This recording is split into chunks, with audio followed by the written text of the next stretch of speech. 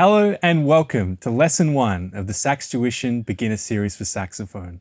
My name is Jeremy Trezona and it is my pleasure to be your saxophone teacher. Now the very first thing you want to do is to lay the saxophone case flat on the ground or on a couch like this, which for most cases means that the brand or label will be on top. Now once we open the case up, you'll see it should look something like this. Now let's start by taking out the mouthpiece. Now usually it's covered with a cap, which we can just slide off and set aside. Now this metallic object on the mouthpiece, this is called a ligature, and its job is to hold the reed on the mouthpiece. So let's just loosen these screws by turning them to the left and remove the ligature and set that and the mouthpiece aside for just a moment. Now let's go ahead and take out a new reed from the packet. So now what we're going to do is place the reed in our mouth and wet this half, the thinner end. And I promise you get used to the taste. Now it's worth pointing out that you don't want to chew the reed or anything like that, and you also don't want to place the entire reed in your mouth either. So by wetting the reed with the moisture in our mouth, what we're actually doing is loosening the fibers inside the reed and allowing them to vibrate more freely, making it easier to play and improving our sound. Now, this flat part of the mouthpiece, this is called a table. And what we're going to do now is we're going to take the flat part of the reed and we're going to place it on the table of the mouthpiece. Now using our thumbs, we should adjust the reed so it's dead center on the mouthpiece. And we're going to do that without touching the tip so that it's lined up right in the middle or set very fractionally back from the end. Now this part is very important, so take your time until you get it looking right. So once it's lined up, we can take our ligature and slide it over the reed and mouthpiece. And we want it to go on so that the wider end goes on first. So that's also very important. Now before we tighten the screws, if the reed has moved at all since putting the ligature on, you can just adjust it slightly using your thumbs and avoiding the tip like so. Just using my thumbs here.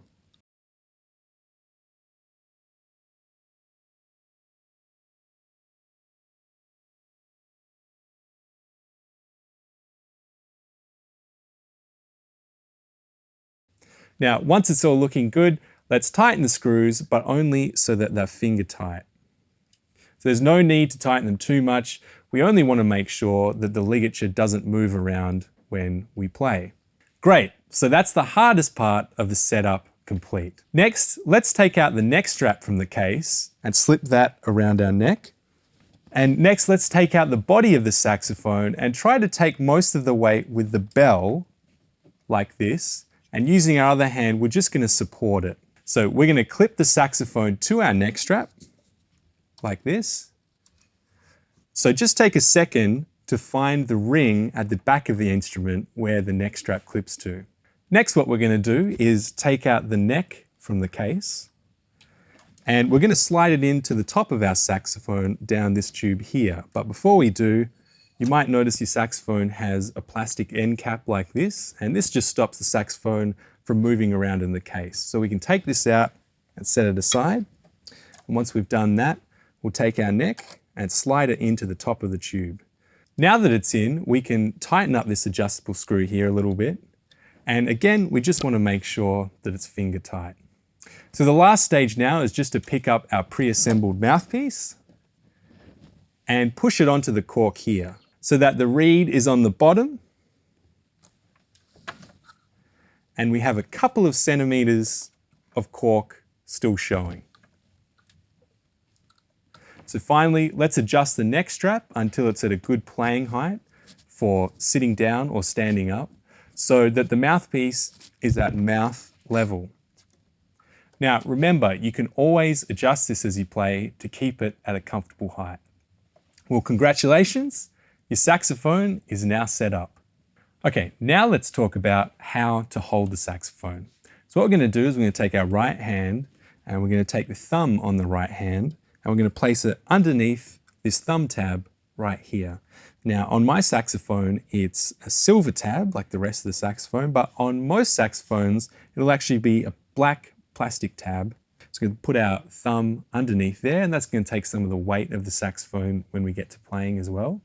Now with our fingers, we're going to find these keys at the bottom of the saxophone. We're going to put our first finger on this first pearl key. We're going to put our middle finger on the next pearl key, and we're going to put our next finger on the bottom pearl key, like that. So we're not going to press them down just yet. We're going to just rest our fingers on those keys. Now lastly, with our little finger, we're going to rest that on these two keys here with the rollers. So again, not pressing down, but just resting right there like that. Now with our left hand, what we'll do is we'll place our thumb and put it on the thumb rest behind the saxophone here. Now again, on my saxophone, this is silver, but on most saxophones, you'll actually find that this is a black thumb rest. So you see that circle there. It's not actually a key, it's just where we put our thumb like so. And with our left hand fingers, we're going to put our first finger on this pearl key here. So notice I'm not actually pressing down this very top one, but I'm pressing down on this round pearl key. Now the middle finger, we skip this little key right here and go straight to the big key, like so. And the next finger goes on the next key, the next pearl key. And our little finger will just rest right here on these keys here. So actually on the top one, we want to rest. So we're not actually pressing anything down yet, but all our fingers are just resting on these pearl keys. Just a quick note about standing or sitting down. Right now, of course, I'm sitting down, and my personal preference is to hold the saxophone out in front of me like this, but you can also play to the side so that it's just resting on your right leg. And if you do that, you'll want to just straighten up the mouthpiece as well on the cork so that it goes in straight. And when you're standing up, we want to try and hold it at the front of our body and adjust the neck strap so that the mouthpiece is at mouth height. Okay, so now that we know how to hold the saxophone, let's talk about how we're going to blow into it. So the first thing to know about blowing the saxophone is the difference between warm and cool air. So when we're blowing cool air, we're doing something like this. It's like an ooh shape with our mouth. And when we're blowing warm air, we're making more of a sound. Now, when we're playing the saxophone, we always want to be blowing warm air, and that's going to result in a much richer sound. Also, when we take a breath and then exhale, we want to do so from the diaphragm, which is this area here. So make sure to avoid taking shallow breaths with the top of your lungs, and instead, try to imagine filling up this whole cavity with air. So you'll find that you can play for a lot longer and you'll be less fatigued. So what I'm going to describe to you now is called an embouchure, which is just a fancy French word for mouth position. Okay, so with our embouchure, the first thing we want to do is to put our top two teeth on the top of the mouthpiece, like so. And our teeth are actually going to be the anchor that stops the mouth from moving around the mouthpiece, and it's going to keep the sound consistent. Now with the top two teeth, they want to be about a third, between about a third and a half of the way on to the front of the mouthpiece here. Now with the rest of our mouth, what we're going to do is we're actually going to just bring our bottom jaw out and roughly line up our bottom teeth with our top teeth. So most of the time that's going to involve just bringing our jaw out a little bit, just to line those up. And then with our lips, they're going to be like a drawstring around the mouthpiece. So not providing too much pressure, but also stopping the air from escaping out the sides of the mouth. So if we squeeze too hard on the mouthpiece, what's actually going to happen is it's going to be very difficult for us to make a sound. But if we don't put enough pressure on, then the sound is going to be very uncontrolled. Okay, so trying to remember as much of that as possible, let's get to playing our first notes. So the very first note we're going to play is called a B. And all we're going to do for this one is just press down our top finger on our left hand there, just that top key there, and that's going to give us our B. So let's take a deep breath. Remember, trying to breathe into our diaphragm and see how we go.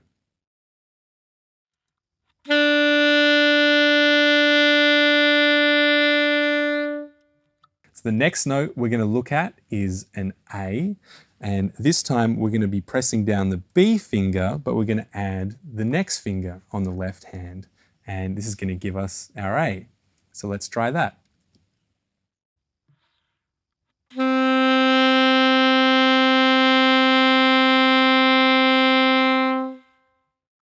And the third note that we're going to look at is a G.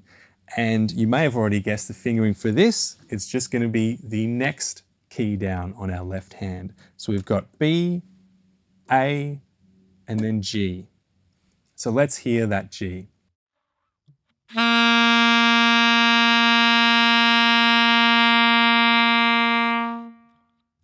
So blowing long notes like this is actually going to be the majority of your practice this week. Trying to remember breathing, trying to remember the embouchure, and of course trying to remember the fingerings, all of which are in the book that accompany this lesson.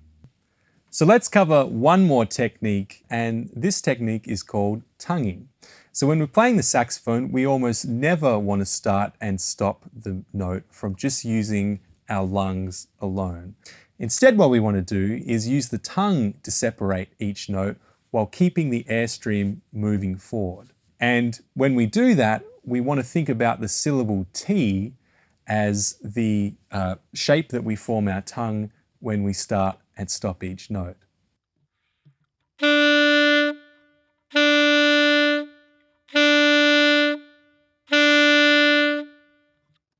So you'll notice there, by using that syllable T, ta, ta, ta, we get a nice clean attack to the sound, and also a clean cutoff instead of just using our lungs. And when we do that, we only need a really light tonguing stroke.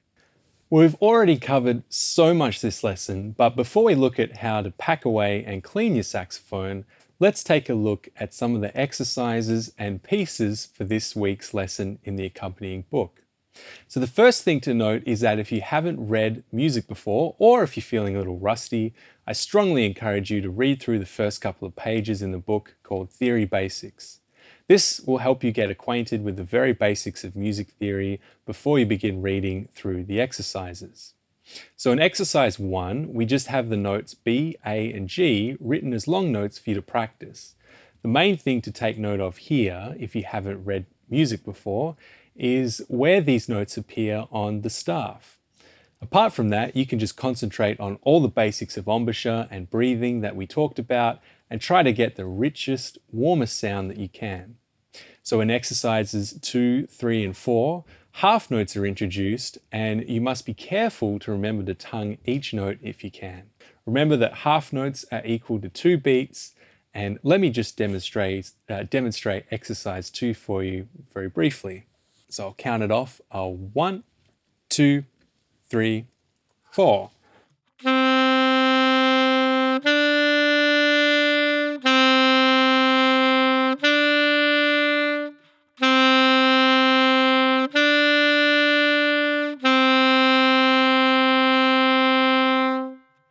Now, in exercise 5, we have quarter notes introduced for the first time, which are equivalent to 1 beat each.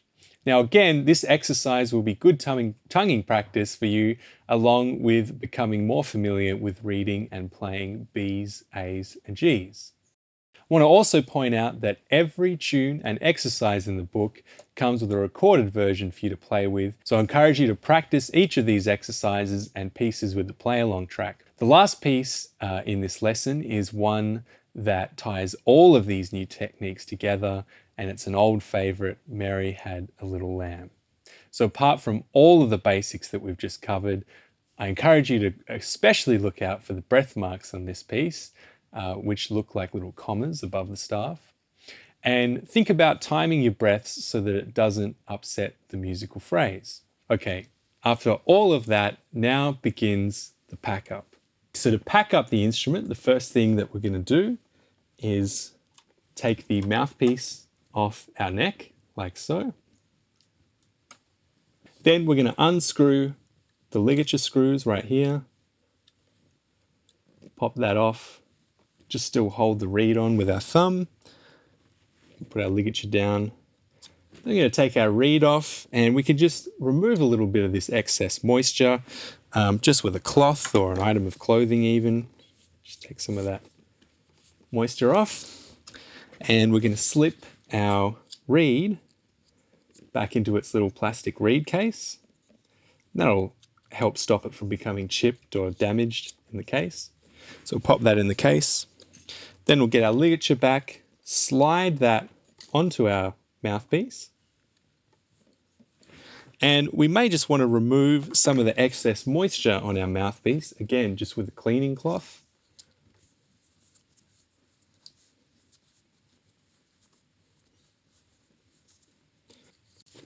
Okay, so that's looking good. We'll find our cap for that mouthpiece, slide it back on, and place it into our case. Okay, so next what we can do is just unscrew this screw here that's keeping our neck on and take our neck off, like so. And just out of the case, I'm going to pull out this pull through here, and you might notice it's a cloth with string and a weight on the end. So I'm actually going to place that weighted end through the neck like so and feed it out the other side, and then pull the pull through the neck like so. That's going to take out any additional moisture from the neck, and it's going to stop it from going moldy or anything like that in the case. So we'll place our neck back into the case, and I'm going to unhook the body of the saxophone from my neck strap. Again, putting the pull through the saxophone like so, and then let that weighted end drop through the bell, grab it and pull it through. Once again, we're going to take out any excess moisture from inside the saxophone. Now we can take our end cap, place that at the end of the saxophone, and now that'll be good to go to put back into our case like so. Okay, so now that the saxophone is in the case, don't forget to take off your neck strap. And also place that inside our case. And always good to make sure that the case is completely closed. Never leave your saxophone in the case with the clasps undone or with the zip undone, because it's very easy just to pick it up, not realize that it's undone, and the saxophone will go flying everywhere.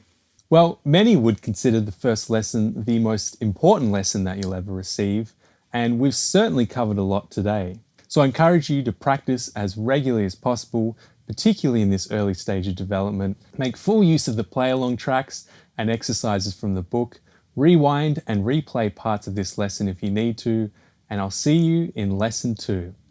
Hey YouTubers, thanks for watching lesson 1. Make sure you visit saxtuition.com/try to download a free sample of the book and play along tracks that accompany this lesson. Just remember, this was only lesson 1 of a 12-part beginner series that dives into many different aspects of playing the saxophone, so it's perfect if you're just picking it up for the first time or if you're revisiting the sax after many years. And lastly, if you're hungry for free content, make sure you subscribe to our YouTube channel, as I'll be uploading tips and tricks every couple of weeks. Well, that's it guys. Thanks for watching and enjoy playing the saxophone.